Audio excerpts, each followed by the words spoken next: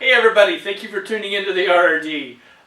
Being in the industry, real estate industry, I get a lot of questions from people that are thinking about getting into commercial real estate, wondering do you need a specific license? Is it different than a residential license?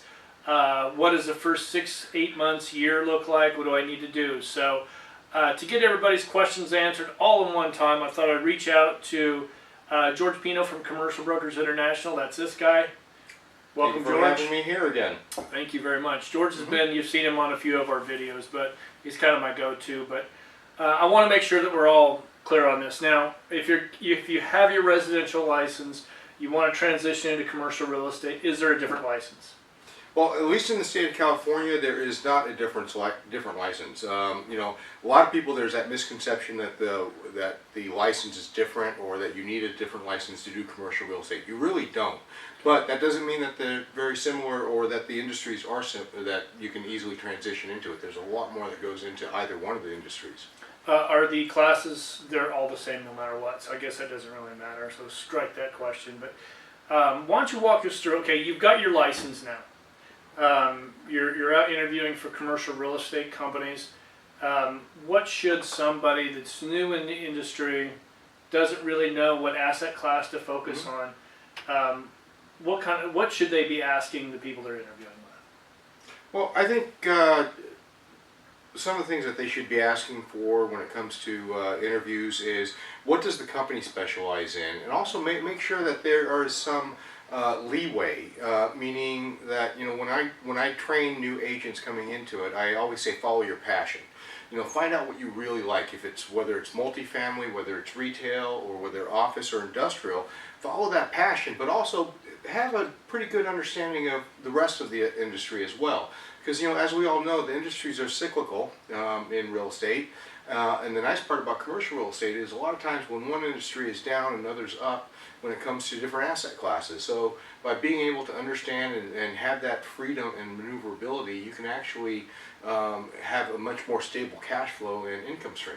Right. So what's something that's a little bit down in Southern California right now?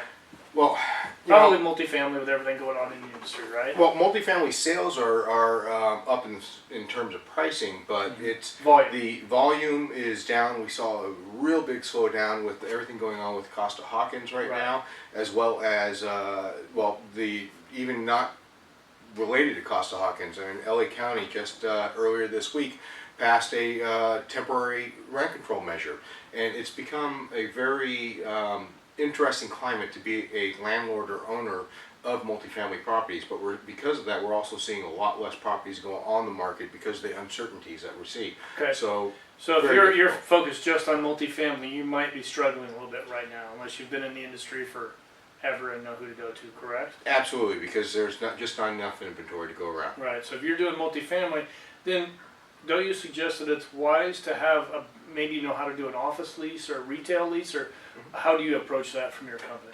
Well, from our company's perspective is that, again, we like to be able to offer full service for our clients. Right. So, a lot of our clients are investors, but they also have businesses and work in other industries. So we have agents that specialize in different other aspects that agents can team up with or get advice from, or from upper management even get that can help them oversee the transaction to make sure that it's done and handled correctly. But it also allows them not only to service the client 100% and fully, but also allows them to then bring in other revenues of income. Okay. All right, so it's good to have an asset class in mind, but also know how to do absolutely at least a couple of the others, just so absolutely. you don't lose that. Yeah, and also revenue. For us, our belief is that they go hand in hand. Right. Understanding how leases work on a commercial building will help you to evaluate a potential investment for that building, because that's where a lot of the value add is, how to reposition those leases. And if you don't have an understanding of the leases and what can and can't pass through, or what's happening, then it's hard to understand the value add proposition of an investment. Okay, so now there's a lot of companies that well, I know there used to be, I don't know if it still is, but are they still, if you go interview with certain companies, they're going to say, well, this is what you have to do, this asset class is all you can pursue? Is that still happening, or are certain companies kind of saying, like you do, your company's methodology is to be well-rounded, but also have other assets. What's the most common out there right now? Right now, you're seeing that there's still quite a few companies actually that are very highly specialized. Okay. And for me, that is almost a recipe Probably for more, disaster. yeah, probably more national And companies. more right? national companies, but you know, in the last downturn in 2008 and through 2009, there were a couple national companies that really failed because of their specialization. They weren't Okay. able to react and move quickly, and because they were so large. Now, what we're also seeing is companies that may offer different service classes, but they restrict the agent from doing anything but what they specialize in, whether it's retail, single tenant, triple net sales. And you know, you may have a client that comes in that wants to buy an owner user office in an area or a lease, and then you then have to refer that out to another agent within the company if they handle that type of asset. Okay. I don't want to go too long here, Yeah. so I'm going to kind of. Why don't you walk me through the first 6-8 months of a new commercial real estate agent's what they need to be doing? Okay. Well, really, you know, like any other business, it's based on the foundation of what you build. And you know, you hear this all the time, but you know, some of the statistics that I can actually we can go into is that 90% of new commercial real estate agents actually fail and get out of the industry within the first year. 90%. 90%, and in some companies even higher than that. Why is that? They don't think they're prepared for the amount of work that's going to go into it. Well, I think it's a combination of not being prepared for the work, but also not being prepared their expectations. I mean, a lot of times you have salespeople who are very, you know, they're very excited about what's happening in the industry. They think that they're the Right. best out there because you kind of need that ego to be a good salesperson. Sure. But they expect that they're going to have sales within the first month or two and have income coming in. And unfortunately, commercial doesn't necessarily work that way. A lot of it is building the contacts and building it. Even right now, if I had the perfect client that we found a perfect space for a lease for, and it can take anywhere from 2 weeks to a month to negotiate that lease and get a signed contract, and then another 1, 2, 3, potentially up to 6 months before they actually move in, and then we can get paid. So, you know, people have to be aware when they're coming into the industry that it's not necessarily a quick turnaround, quick, fast, and more importantly, if I were coming in, from early on, I would start with my contact management. I would get a good CRM out there, use that, and create contacts. Look at all the different points of contact you have now, but also then look at where you can create new businesses. And really, it's building that foundation and getting on the phones and making those contacts and letting everyone know that you're in the business so that you can get the business.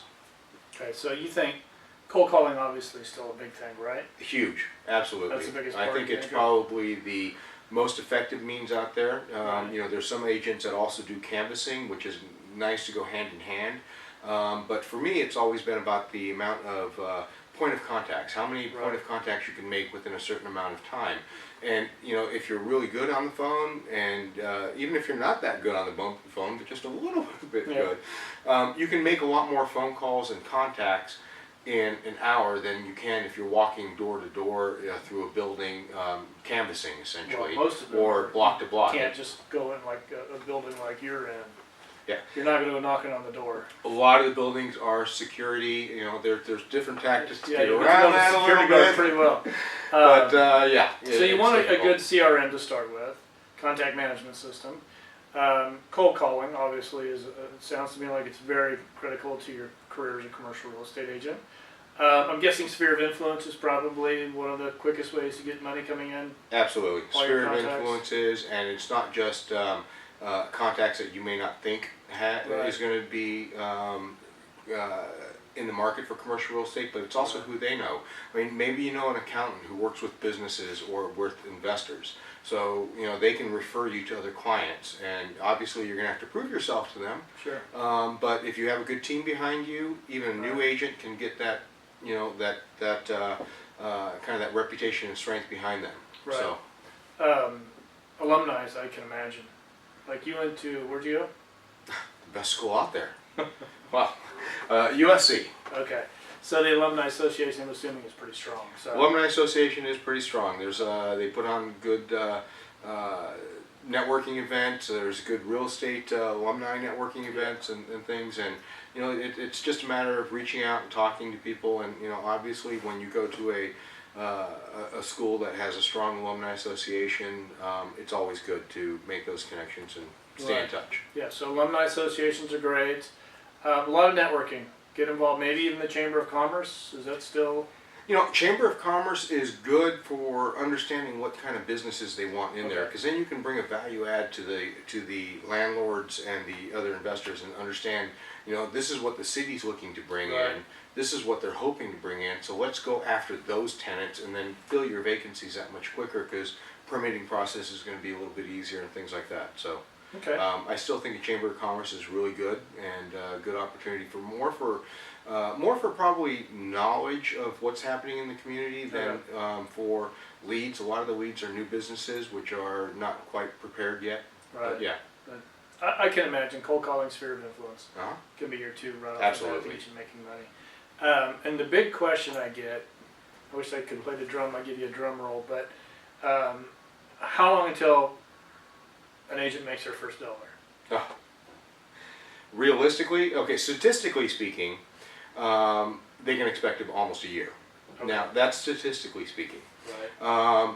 I've seen agents, especially with the right support and within our company, within the first 3 to 6 months, Okay. make some money. Not a whole lot, but some. Right. Enough to at least, you know, get by Pay bills. and pay bills and go out for maybe 1 or 2 nice dinners. Okay. A lot of it depends on how the company is structured, what they look for, what they're really formulating and pushing for you. But realistically speaking, statistically speaking, it's 6 months. Realistically, I think probably within the first 6 months if you have the right support behind you. Okay, well that's actually a shorter term than I was expecting. I was thinking well over a year, but you know, it all goes back to almost anything in business, folks. Getting involved in your community. You've got to get involved in your community. That's where the money's made from. So, George, thank you very much for coming in, and thank you for tuning in. I'm going to put a link to George at the bottom of this. If you have any other questions, you can reach out to myself or to George directly. Thank you.